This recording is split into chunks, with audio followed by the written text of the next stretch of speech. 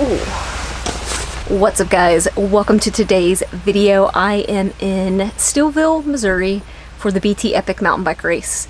We just finished a pre-ride, me and Kevin, and kind of bit it on a little rock drop. Essentially, I came around a corner and panicked because it took me from surprise. And in my mind, I was like, just send it. And then I also thought, no, wait, stop and walk around it and check it out. And the problem is that I did both of them at the same time, which is why I went over the bars and landed on a rock. This is not a great start to the race tomorrow. Already having problems with my fitness from being sick from the stomach bug. Again, it comes back down to I don't need to race this race. I just need to try to have a good time. I got some antiseptic and some kind of healing ointment from Misty. I have my own first aid kit, but she swears this is the way to go. Now for the Aqua 4. I hope this stuff is not expensive. I shouldn't have used that much. It's gonna hurt after 50 miles on the mountain bike tomorrow. Number plate, event t-shirt. Really dig the colors of the shirt and the logo. And they put the top 5 women's finishers on the back and the women's course record, along with the men's, of course. I got some socks. I'm all cleaned up. I've been icing the arm. I'm starting to feel better about tomorrow, despite the circumstance. So I'm gonna keep icing it, chill out for the rest of the night.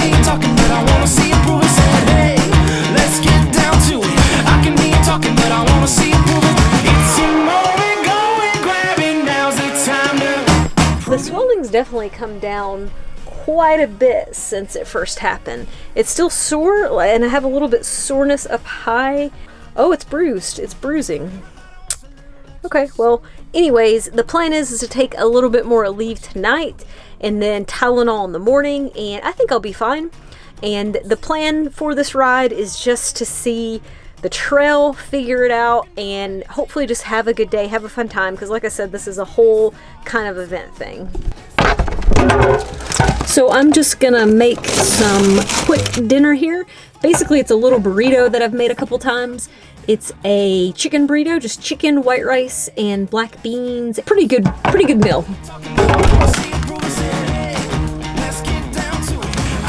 Will it burrito? Oh, perfect. Perfect.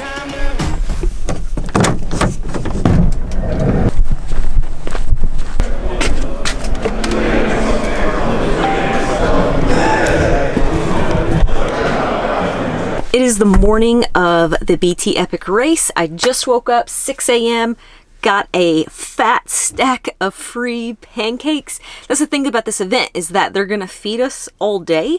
It's kind of like a race and then a party. So I'm going to consume these pancakes, get a cup of coffee going, and just get ready for this race today. All right, the bike is ready. I did break my GoPro mount in the crash yesterday, but I think it's only broken on one side, so I think the GoPro is gonna stay in it for the race today. I'm just gonna focus on trying to have a good ride, trying to feel good on the bike again today, and just see if I can put it all together. Quick update on the crash. The swelling's gone down. A little bit of bruising has started. It's a little tender. My neck is a little sore today. A couple of other little bumps and bruises like my hip and my knee, but none of that stuff is critical. I did hit my foot yesterday somehow, and that hurts. That's like tweaked just a little bit. I'm gonna go ahead and finish getting ready, and I'll see you guys on the start line.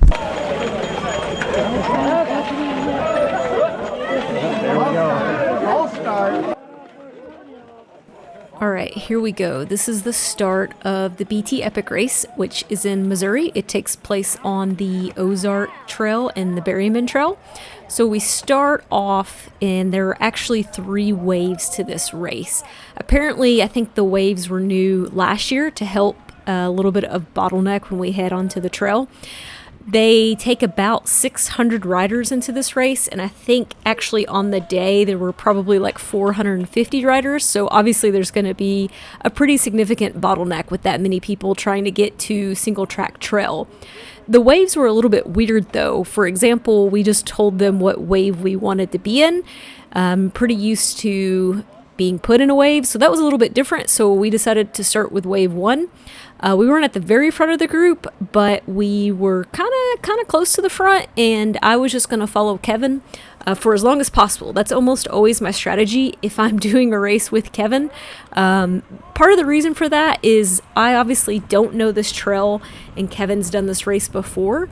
And Kevin and I have pretty similar riding styles, so if I just follow him and follow his lines and try to stay on his wheel, I know that that's going to be a pretty safe bet, and I don't have to worry about him picking any shady or weird lines for the most part, and he always sets a really good pace. Kevin had told me that last year, once you get to the trail, it kind of becomes a really big conga line. So you're at the mercy of whoever is leading that conga line at what pace they're going to set up the climb. So obviously you can lose a lot of time by getting stuck pretty far behind. So it is important to move up, and I think next year I will try to start even further up. We rode that gravel road for just a couple more miles, and here's the left-hand turn onto the trail, and I was expecting to be instantly bottlenecked, and we weren't. I actually, we were just flowing and keeping a pretty decent pace for just this first section. As you can tell, it's really dusty here. Things are looking really good. I'm thinking like, wow, I thought this was going to be a huge bottleneck like everybody had warned me about, and that the waves were so necessary, but I'm over here thinking like, man, they really figured this out and things are great and we're just gonna fly through now and have a great race. That's what I was thinking, at least. But of course that was not the case, and as you can see here, people are off their bikes already, and me and Kevin were trying to stay on our bikes, but when you have people who are off and pushing, it ultimately forces you to get off as well. And as you can see, none of this is really that technical. What I did notice about this trail is that there are like 100 switchbacks. That may be an overestimate, but there are more switchbacks on this 50-mile section of trail than I've ever ridden on any other trail. And so sometimes when you have a big line of people and there's switchbacks, you slow down to get around those, and it just causes kind of like a ripple effect to the back. I generally have a tough time being aggressive, especially in the first part of the race. I kind of think that the trail's going to open up, or we're going to get out on a gravel road and I'm going to be able to sail past these guys. But honestly, this trail, that didn't really happen that often. And so I think it does pay to be more aggressive in the beginning at this race, or to just be further at the front and so that you don't get stuck behind. I got a glimpse of Kevin up ahead and could tell he was really only about 30 seconds up on me. Basically, the two conga lines that we had been in were starting to catch each other.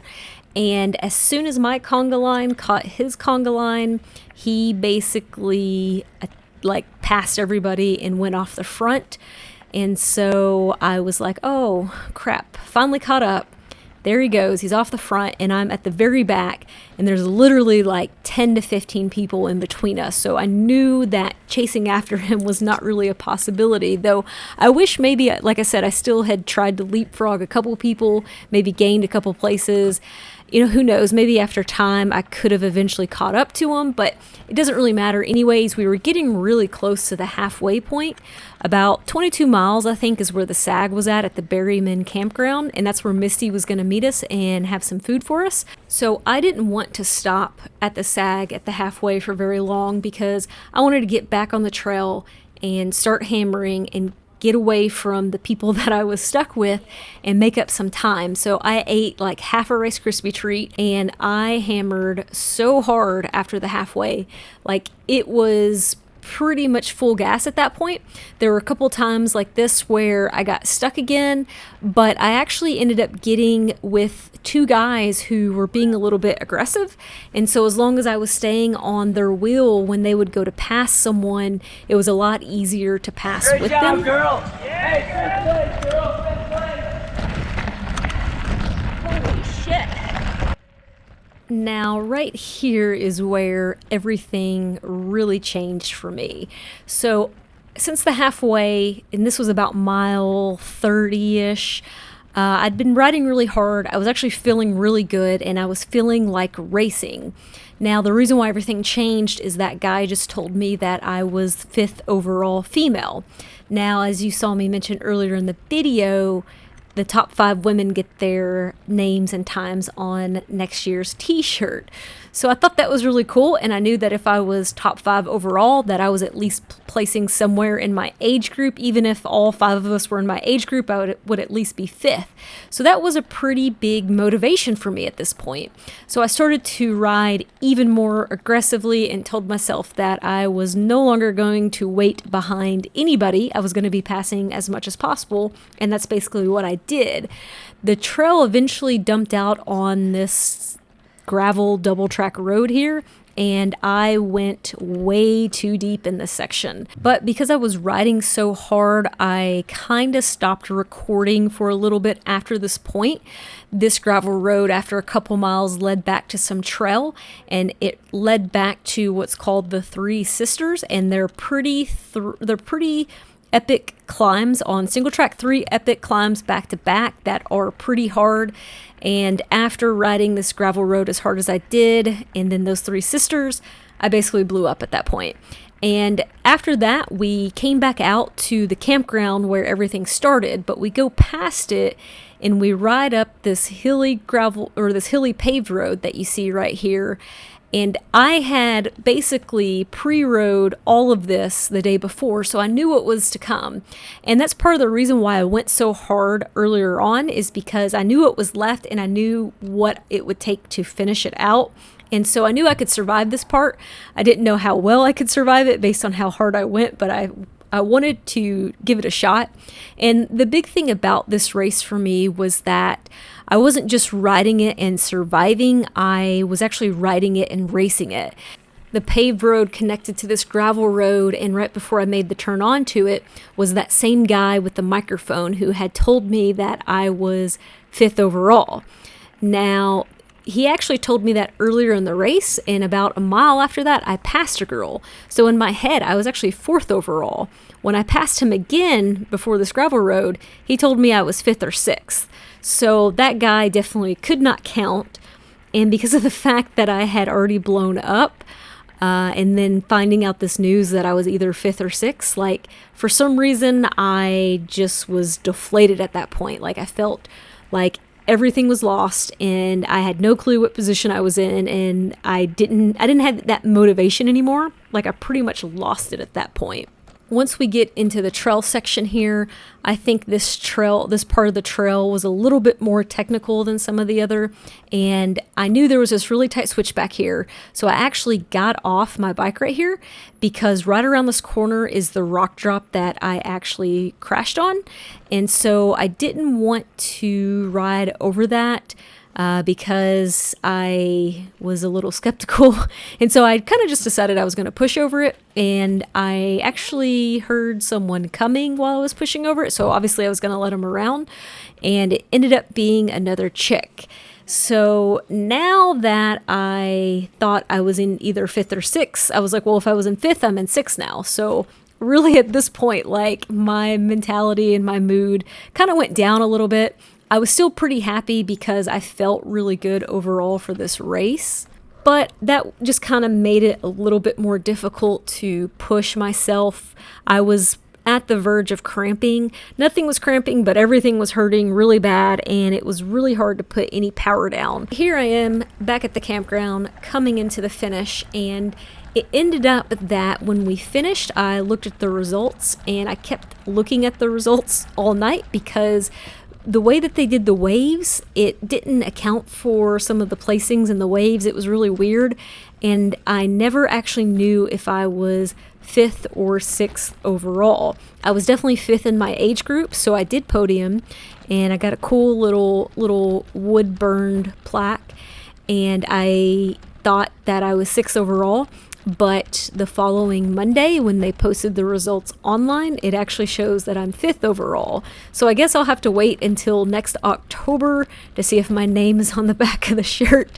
I really hope it is, because that's just like a really cool thing. But like I said, this is definitely the biggest field that I've raced and podiumed at. So I think that's a really awesome way to end the season. My official time was 5 hours and 3 minutes. My goal, I told Misty my goal was 5:30, but it was really 5:15. So I blew away any goal that I had imagined setting. So the rest of the night, they have breweries here, and you basically get free beer. They feed you. It's just overall a really cool event. I recommend it to anyone looking just to come out, ride bikes, and have a good time. So that's going to be the end of the video. I will be back at the BT Epic next year for sure. It's going to be a great time. Thank you guys for watching. If you like this video, make sure you give it a thumbs up. It does help the channel, and I'll see you on the next one.